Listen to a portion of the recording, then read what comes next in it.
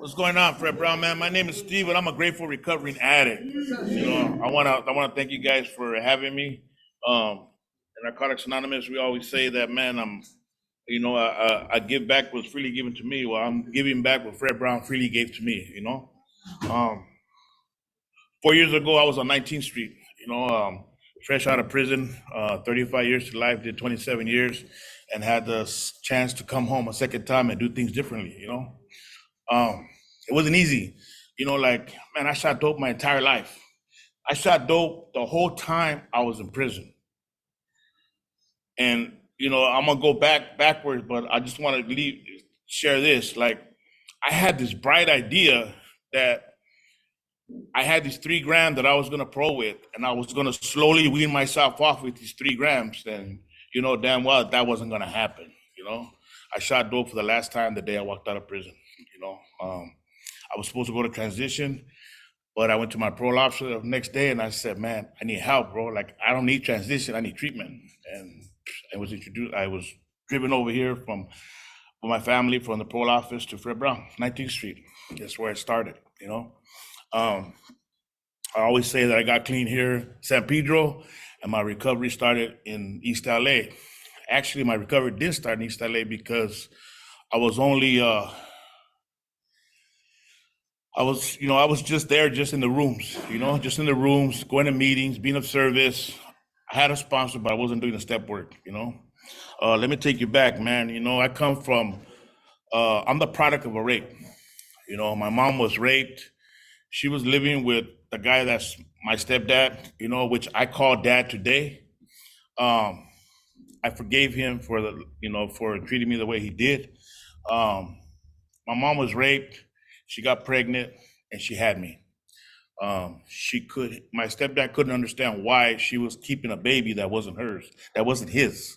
I was physically abused, man, growing up as a kid. I had cigarettes burned out of my face. I was stabbed. I was beat up, locked in the closet, locked in the trunk, locked in the garage. I was treated different than my brothers and my sisters. And I always wondered why my name was Stephen Abraham, but my brothers were named Jesus, Rosa, Salvador. Like, they were different. Like, I felt different. And my mom would always tell me, it's because you're special.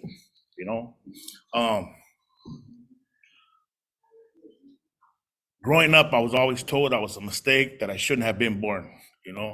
And as a kid, like that shit stays with you. Like, it gets ingrained at you and you start to believe it. I took to the streets at a very young age, man. Started shooting heroin at 13 years old. I shot heroin all my life, in and out of prison, in and out of juvenile hall, in and out of YA camps. Today my life is different. I gave myself a chance. Today I walk into Lancaster prison. I go to Tehachapi, I go to Chino, I go to CRC, sharing my experience, strength, and hope. And I couldn't have done it without this program. And I'm gonna tell you why I couldn't have done it without Fred Brown. Coming to shooting dope, man, in prison, like, I was a scandalous motherfucker, man, like, really scandalous, man. I was a dope fiend. Like, I was like, man, when I was going to a visit one day, and I asked one of my partners if I can borrow his Levi's, right? And it was at the time that they were taking away Levi's in prison, right? So I borrowed this guy's fresh, brand new pair of Levi's, man, to go out to the visit. I go out there to the visit. On the way back in the visiting area to get changed, the connection was there, man. He said, how much you want for those pants? I said, dude, they're not mine. But I came out of them real quick, man, for $1 gram. I came out of them real quick, man. I put some state pants and went back to the building. But I worked in the program office. So I'm like, okay, I know all the COs in there. They're gonna hook me up with a confiscation receipt. I went back and I said, dude, man, they took your pants, they confiscated them. They're gonna give me the receipt later after chow, I went to work, I got me a receipt, they signed it, and I gave it to them, man, But I said, check this out, I got some dope for you,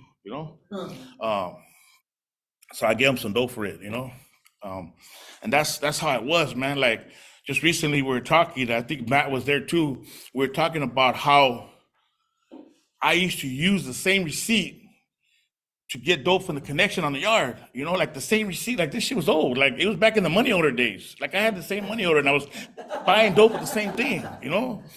And like I didn't care if it was hot money. Like, dude, you're getting this dope. You need to get that back. You got 10 days to get it, man. And I'm like, give it to me, man. I didn't know where I was gonna get that money from. So I get that money or I get stabbed. But I always figured it out. I always figured a way, man. As a dope fiend, man, you're gonna figure out a way, man. In 2014, man, I got tired of doing time. I got really tired of doing time, and I tried to take my life. Recovery, Fred Brown, the writings made me into an emotional person. I guess I've been an emotional person all my life, but I was able to get my feelings back. I was able to feel compassion. I was able to, man, like cry for the first time, because I don't care who you are, you have feelings. We're in prison, we have to carry a mask. Like he said, he just went balls out. I did too. But I got tired of doing time. Like I really got tired of doing time, man. And I wrote letters to all my family. Um, told them I was tired of this. I didn't want to die an old man in prison. I was gonna die on my terms, and I was gonna die loaded. I cleaned my cell. I was single cell. I cleaned my cell, ironed my clothes. I hooked it up. I gave some stuff away, but my cell was clean. Like I was gonna die in a clean cell. Um, and I shot some dope. I swallowed a gram, swallowed it. I shot some dope. I took a lot of pills, drank some coffee. I watched some TV, and I went out. You know, I woke up in the hospital 2 weeks later, tubes everywhere, and I was mad because they brought me back. I was fucking mad because they brought me back.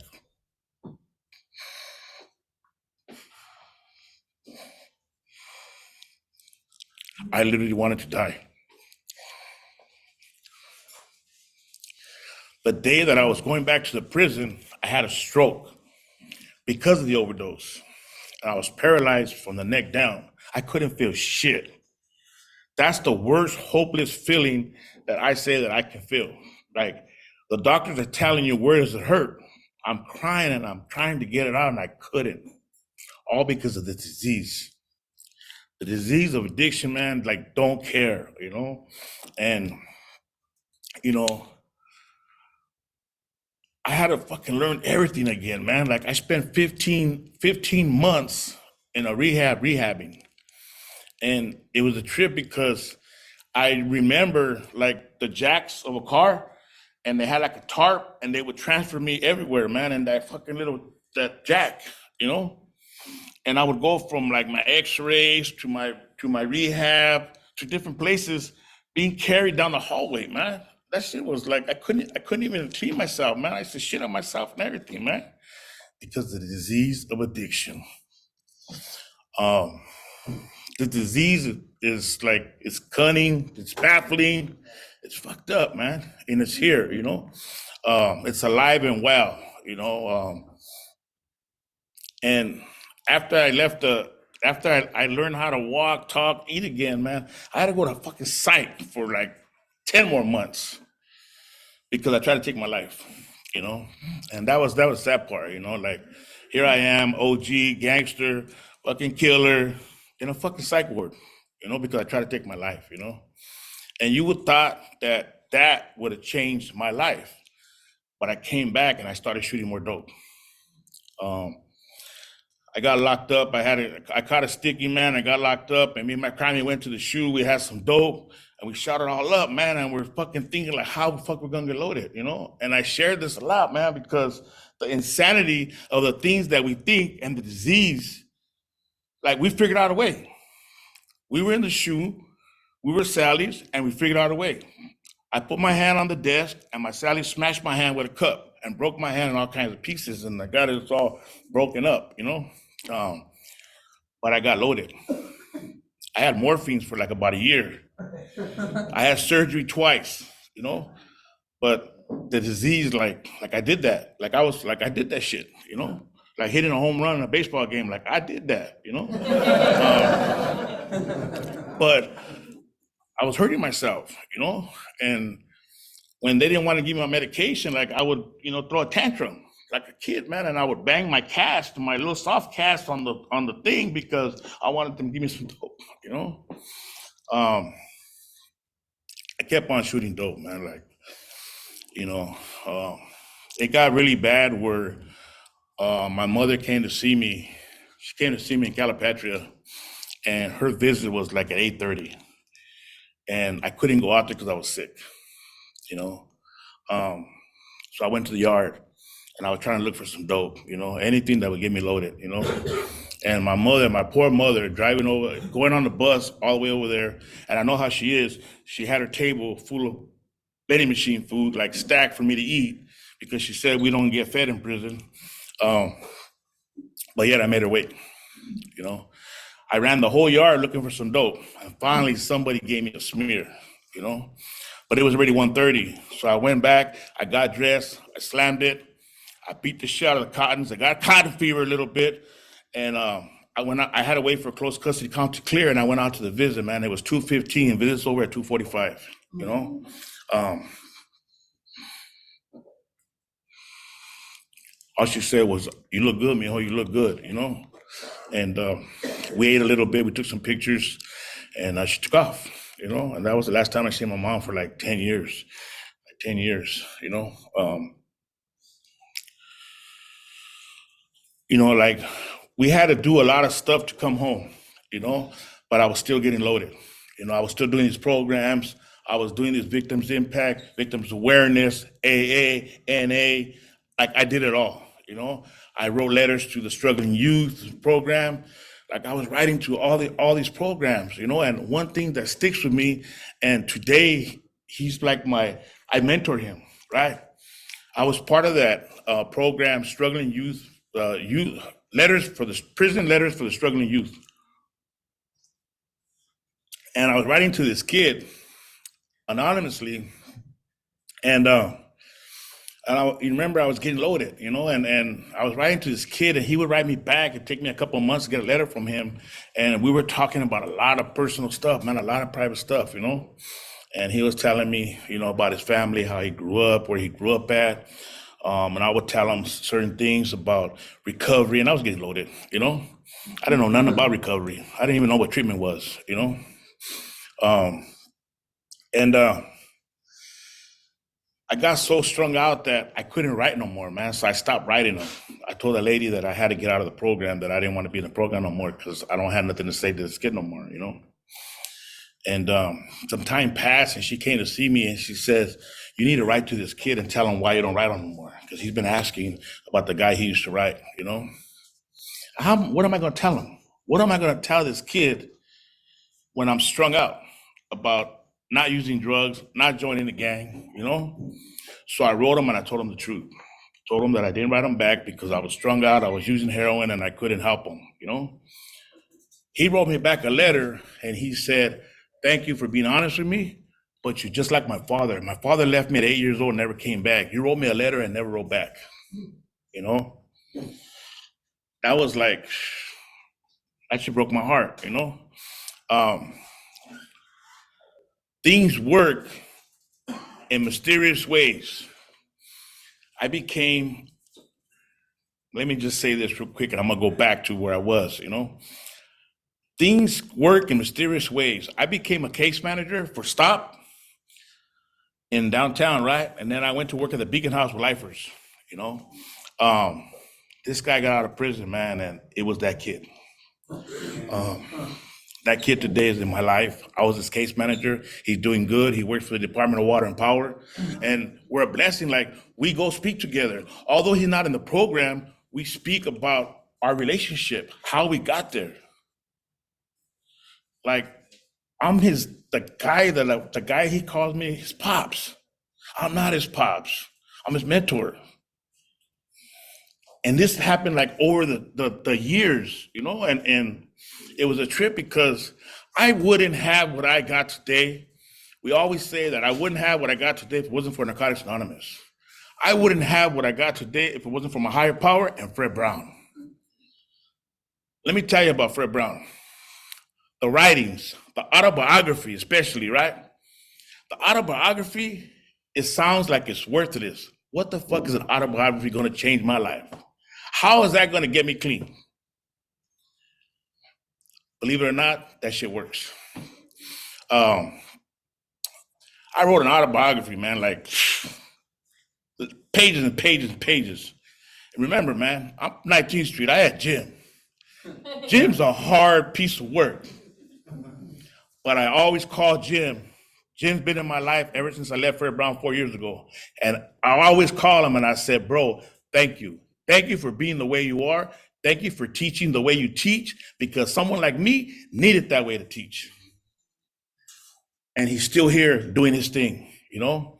I didn't know that he was going to give me a whole bunch of letters to write to all these people because of autobiography. Dude, I can't talk to all these people. I don't even know if these people are still alive. But write your letters. Then I had to write letters back. It sounds useless, but it's not. It works. And I'm gonna tell you why it works. Because just recently, I had some things going on in my life that I had to figure out a way how to get this shit out. I didn't want to leave Fred Brown, man. I was over there at 15th Street, at 19th Street for I think 6 months. I didn't want to leave Fred Brown because I didn't know what was out that door. All I knew is our walks to Vaughn's, our walks to 99, and to Alma Park. That's all I knew. But when I came home, I enjoyed Alma Park. I wanted to get on the swing, and I wanted somebody to push me and videotape that shit because I didn't have a childhood. You know? And this is real shit. Like, I got the videos, you know? And I don't know about you guys, but I would pick the flowers out the tree when it would rain, and I would smell them, man. And I would tell myself, man, I'm fucking so grateful, man, that I got this second chance. But what am I going to do with it? You know, what am I going to do with the second chance? My cousin just got married. He did 40 years. And we were talking the other day, and I said, bro, do you remember when we were locked up in the shoe and we was saying kites to each other? And I told you one day, what if we got a second chance? What would we do with that second chance? And this is what I'm doing, man, coming to you guys to share my experience, strength, and hope with my life, you know? It's been a journey. It hasn't been easy. Being clean is not easy, bro. It's hard. It's hard work. But we do it one day at a time, you know? My release date is my clean date, February the 2nd, 2019. I just celebrated 4 years clean in February. I came and I celebrated my birthday at 19th Street with Jim and the guys there at the house. Because this is where it started, you know, Fred Brown gave me a chance to do things differently. And, you know, writing those letters, we used to have a meeting at Cabrillo Beach called Addicts on Fire. It was on Thursday nights at 7 o'clock, and we would always go down there. It was a bonfire meeting, you know, and instead of coffee, we would do s'mores, right? And I took all the letters that I wrote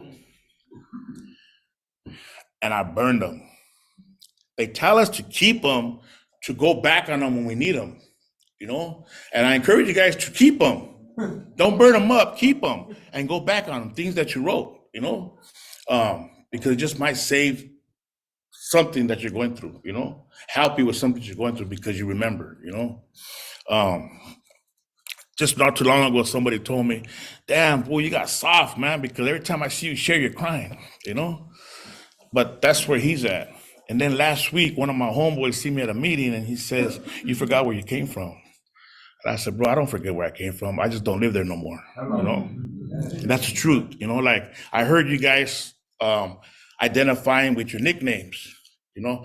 My nickname is Chato, man, but I left that guy at the gate. My name is Steven Montes today, right. You know?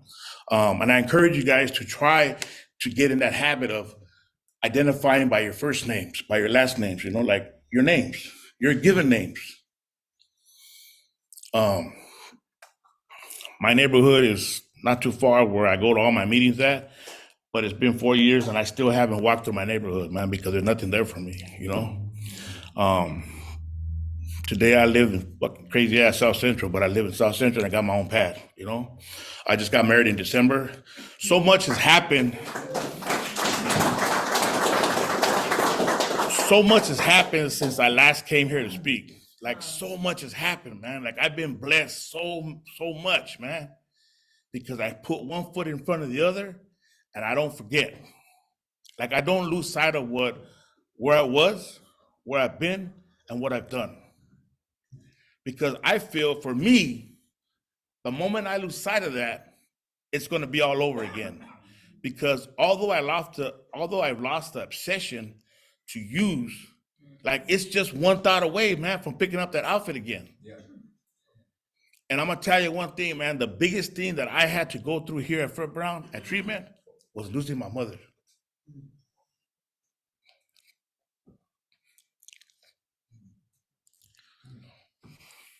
Like I said, like the last time I see my mom, she went to go visit me, and I was out there chasing some dope, and I didn't see her no more because she started getting old on me. She started getting sick, so she moved out to Vegas with my brothers so they can take care of her, you know. So when I came home, lifer, treatment, high risk parole, I couldn't go see my mother. She was out of state. You know, I cussed Fred Brown out because they wouldn't give me a pass to go see my mother. I fucking told my parole officer, man, if you don't go let me see my mother, man, I'm gonna take off, you know? Because I felt it, man, like a mother feels when her child's injured, you know, like, or her child's going through something, a mother feels, you know? I told you I got out in February, man. I was texting my mother. Like I came here to Fred Brown with a prison ID, my state card, that little card with $200, and a phone that my brothers gave me that I didn't know how to use, you know? And there was a lot of guys in 19th Street that already been on the streets in and out and were on Facebook and all this stuff, man. Mind you, when I went to prison, we had pagers, you know? And I know they had phones in prison, but I didn't have no money to buy a $2,000 phone. Like I didn't have that luxury, you know? Somebody lent me their phone, and like he said, man, I kept that shit, man. If you're not gonna let me use it, I'm gonna keep that shit. You know, deal with me on the yard, you know, because that's the way we are, you know.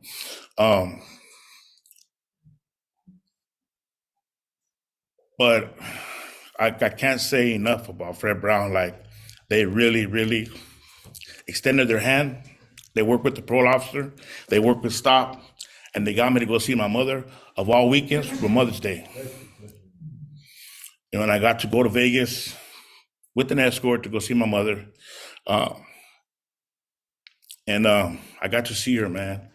And all she wanted to do was me lay in her bed like I was a baby and just wake up with her on Mother's Day, you know? And I gave her that, you know, and she would tell me, Mijo, I prayed so much. I prayed every day that before I die, God would bless me with you coming home, and I can go and die like knowing my son's home, you know? Sunday night, I had to come back. I had to come back to 19th Street.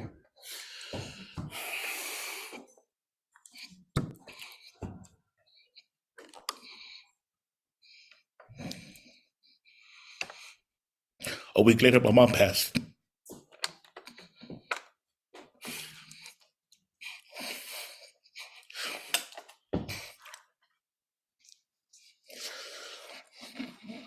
But I got to see her.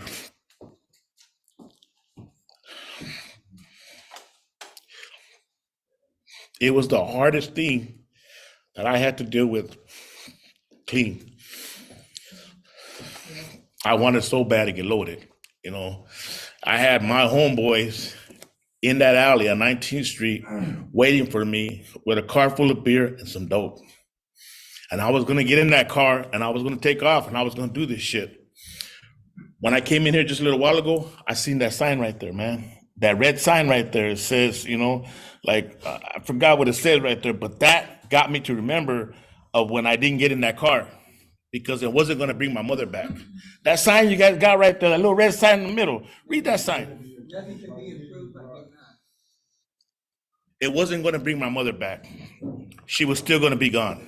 And I was going to be on a sick one, back on the streets, taking people's lives because I blamed him for taking my mother's life. You know, Nancy knows, man. Nancy went through it with me. You know, like she heard me cry. She used to call me Mike. My name is Steve. She used to call me Mike. Doesn't matter, I still cried. But I tell you that I couldn't get in that car and leave because it wasn't gonna change nothing, man. And even Jim said, bro, the door's right there. Go.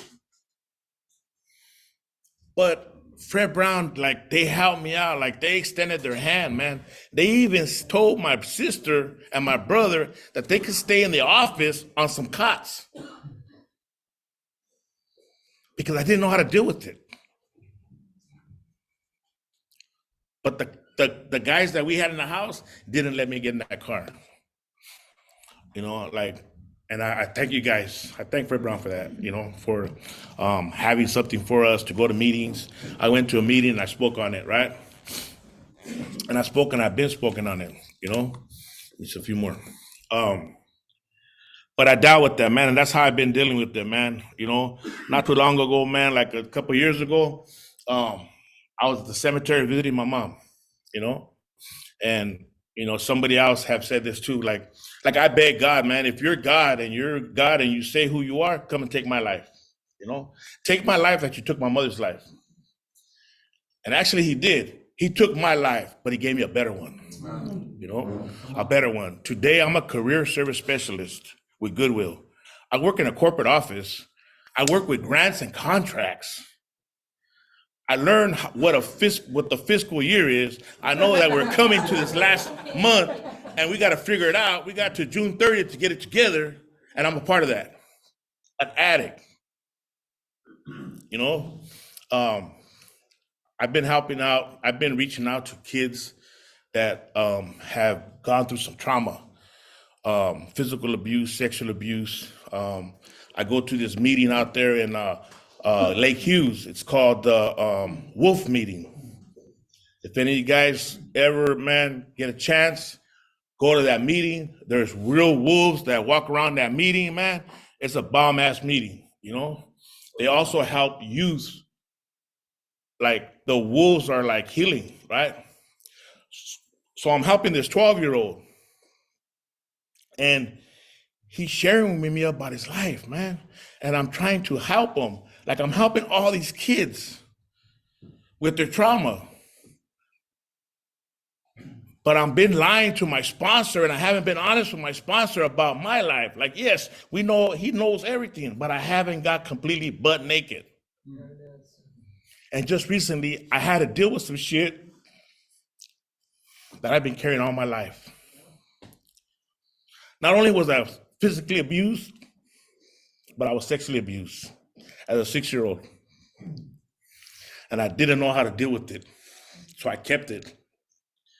Like, I thought that you guys would judge me. I thought the homies that I hang around with at the meetings, Narcotics Anonymous, wouldn't fuck with me no more, you know? I thought that it would make me less than. I never said nothing when I was a kid because, like, I thought they would think that I'm looking for attention, that it was my fault, you know? Because we blame ourselves for a lot of shit.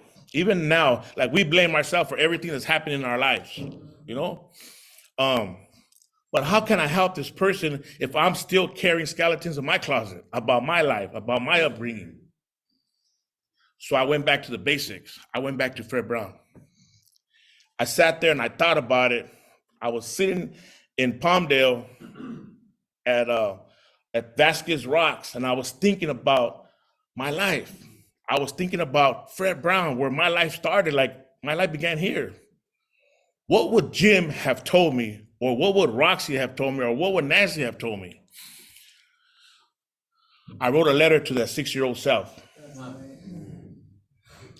Just last month.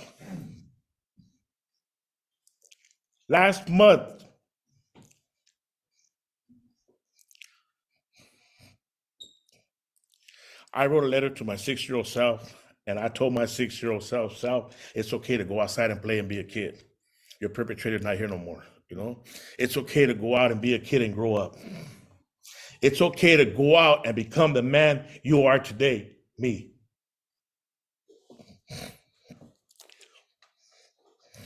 That was the hardest thing I had to do, you know, besides losing my mom. But that's because of Fred Brown. Like, do the writings, man. And when you graduate, man, that song, like, I want to know what love is. You might think it sucks, but really listen to the words and where you've been. There's a reason why we play that song. There's a reason why. Really listen to that song, man. Get your phones out, man. When you're going back to the pad, listen to that song. I listen to it all the time. And I Wish by Rascal Flatts. I didn't even know who Rascal Flatts was. But I still listen to them songs today. When I'm going through something, I listen to them songs. People might think I'm crazy, but I do, you know? But writing that letter to my 6-year-old self has helped me, man. And I still got on my phone, I still got the 2 letters that I wrote to my mother, man. I never got to read them to her. I wanted to read them to her. But they're on my phone, you know, and I look at them from time to time, and I read what I wrote to her when I was at 19th Street, you know. I've had the opportunity, man, to go speak at the Board of Supervisors meeting in downtown LA, to talk about addiction, to talk about Suboxone. CDC, and if I get in trouble for saying it, man, it's okay. CDC is doing a disservice to our men and women coming home from prison by giving you guys Suboxone. Suboxone is for to treat opiates, not for somebody that smokes weed or somebody that does meth. It's not for you. You just come out with another disease, another addiction. And we're doing a disservice to you guys, man. Like, I spoke to the Board of Supervisors dressed like this because this is who I am, you know? But I spoke on that stuff, man. And the same thing with condoms, man. You walk in every building in prison and they got a box of condoms right there. For what? They should have a box of Narcan for the people that are overdosing in these cells. The way they put everything on that TV screen, they could put a little video on how to use a Narcan. It's not hard. But they got a box of condoms. Come on. You know? And I've only been able to see some of these things by staying clean, by having a sponsor, by doing the step work, by getting butt naked honest. I know we all get a sponsor because we want to get our visits, but remember, man, you're going to tell that sponsor a lot of stuff. So make sure you choose your sponsor wisely because he's going to have all your dark secrets. You're going to get butt naked with him, you know? And if it doesn't work out and you guys have some things, remember, he knows all your secrets. So choose your sponsor wisely, you know? And I say this a lot, man. Like I always say, I hear guys, hey, you want to sponsor me? You want to sponsor me? You don't know me. I just shared like an hour. What I do over here, let me show you about what happened the other day, right? So I had a heart attack a couple months ago. Since I've been back, I had a heart attack. I was in the hospital, right? And I was told it was because of the vaping, which I still do, and all the monsters that I drink. I was drinking like 9 a day, right? Wow. And the other day at a meeting, I knew that everybody was going to talk shit if I got a Red Bull. So I was thinking like an addict. It might sound funny to you, but check this out. I got one of those flasks. I put a Red Bull in there and I went to my meeting and I kicked back. I did my commitment, the chips, but I was drinking my Red Bull. Ain't nobody knows that I got Red Bull in there, but I know. You can get loaded, you can drink a beer and not think that nobody knows like behind their backs, but you know. And that's the addict in me. Like I thought about a way I can get over on my sponsee brothers, on my sponsor and the people in the meeting, you know? That's how we think, you know what I mean? But if you're here in Fred Brown, man, give yourself a chance, please, man. Please give yourself a chance. Please do this work that is given to you here at Fred Brown. It will change your life. It changed my life. You know, I'm going to leave you with these 3 things, man. And I always leave everything with these 3 things. Today, life is about choices. You can walk the prison yard, you can walk your front yard, or you can lay in the graveyard. It's your choice. My name is Steve. I'm a grateful recovering addict.